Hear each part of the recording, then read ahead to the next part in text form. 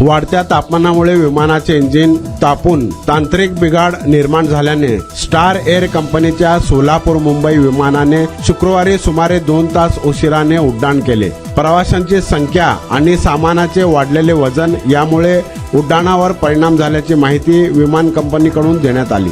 शुक्रवारी दुपारी 2:30 वाजता हे विमान मुंबईकडे रवाना होणे नियोजित होते, मात्र तीव्र उष्णतेमुळे इंजिनमध्ये तांत्रिक अडचणी निर्माण झाल्या। त्याच वेळी विमानाची प्रवासी क्षमता 65 असताना 69 प्रवाशांनी तिकीट घेतल्याने विमानावर अतिरिक्त भार निर्माण झाला होता। प्रवाशांच्या बॅगांच्या वजनामुळेही विमानावर ताण वाढल्याचे सांगण्यात आले। सुरक्षिततेच्या दृष्टीने विमानातील वजन कमी करणे आवश्यक होते।